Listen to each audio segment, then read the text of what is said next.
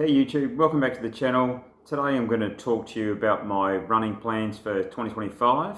I'm a distance runner and I generally run marathons, sometimes a few halves, but generally I focus on the marathon. So yeah, I just want to talk to you and tell you sort of what my plans are.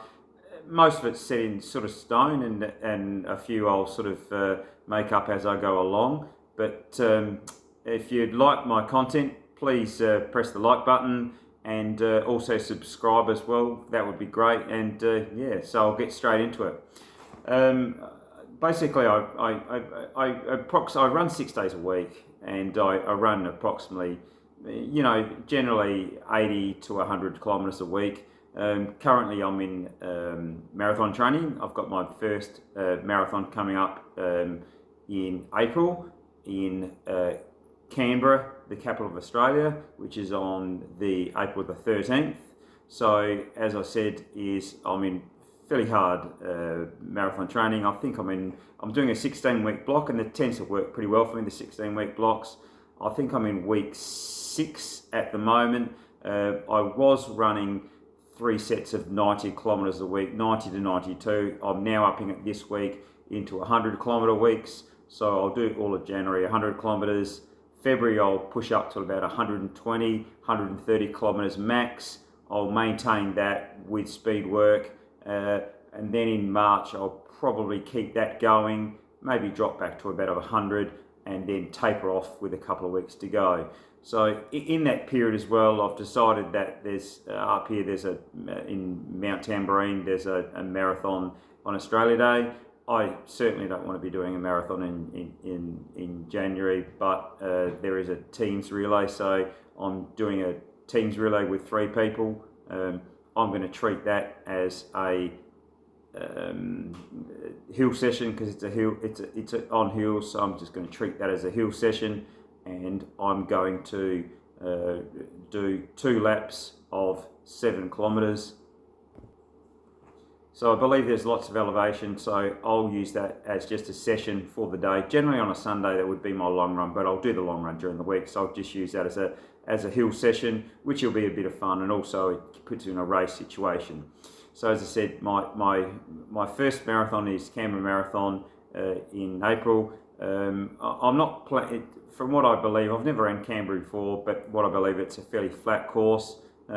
I'm not really after shooting for a time because I am running 3 marathons this year. I'm just aiming to get around in a reasonable sort of time. I'm around about a 3 to 3:15 runner, so I'd be pretty happy with around the 3 to 3:15. Yeah, so that's my sort of plans for then. I then go on to July.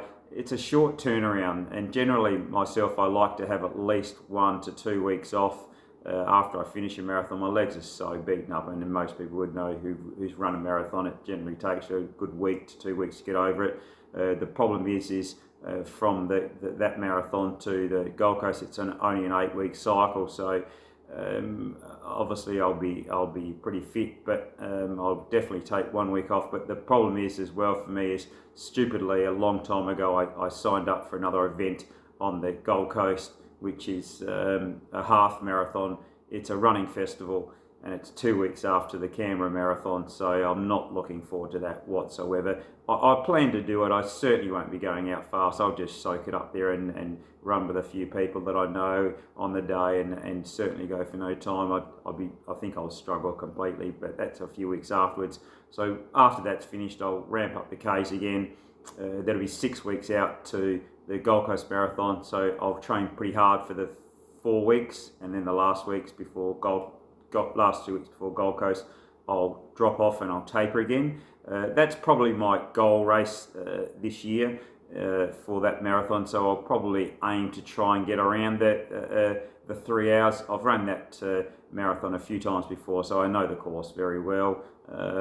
But yeah, I'd like to run around the 3 hours if I could, so that's my goal there. Then after that marathon there, I didn't really have too much mapped out for the rest of the year. I did go into the ballot for the Sydney Marathon. I've never run a major, and it's obviously something I would have loved to do. I just haven't got around to it, and so I put my name into the ballot, and guess what? I got in, so I'm one of the fortunate ones. So I can't wait for that. So I think there's probably 12 weeks turnaround for that one. So it gives me a good 12-week block. Take off my week that I'll do nothing, but I'll have a really good lead up for the Sydney Marathon. I know there's a lot of elevation there. To be honest, I'm running that one because it's a world major more than anything, and it's Sydney, and there's going to be a lot of people, and it's going to be a party atmosphere. Being the first one, I think that they're going to put it on. So again, I know it's high elevation, but what goes up must come down. So look, I'm just going to run it for fun, and whatever time is. I'm not too concerned about that. After that, later in the year, I've done this one before. It's a local event. It's an ultra. It's a 50k ultra. It's a sort of a time-based one. The incline is huge. I use it more as a training sort of a hill session. Last year I did it and I ran about 35 kilometres. It goes up to 50 and I ran 35 and I was really happy with that. So I'll do that one again, and that one again, and that's in October. So that gives me a little bit of time after the Sydney Marathon to do that one. And then probably my last one for the year will be, there's another one here in the Gold Coast called the GC50. There's a 50 kilometre or a half marathon. I certainly won't run the 50 kilometre then. It's a bit too warm in late November, so I'll do the half, which I did last year. And I ran pretty well last year, so I'll aim to finish the year off and do that one again, the half, and that's probably it. There might be a few bits and pieces that I might fill into that, but I've got a pretty full calendar. So to be honest, most of the year I aim to keep my kilometres pretty high. It'll be around about the 100 kilometres. I do a couple of strength sessions per week as well to try and keep my body fit and healthy, so I'm not breaking down. I do have a tendency to get some issues with calves and also hip flexors, but I've also got an ice bath which I do pretty good recovery with. So that's it really for me. That's my aim for this year. I'm so looking forward to running 3 marathons. I've never ran 3 in a year, so it's probably going to be pretty taxing my body. I'm 54, turning 55 this year. I am pretty light framed. I'm only 57 kilos and I'm 5'8", so there's not a lot on me. But that said, you still got to do the kilometres, and also still got to do the actual events. But I'm hoping to get through it. Certainly the local Gold Coast Marathon is a favourite of mine, so I'm certainly going to go pretty hard on that one.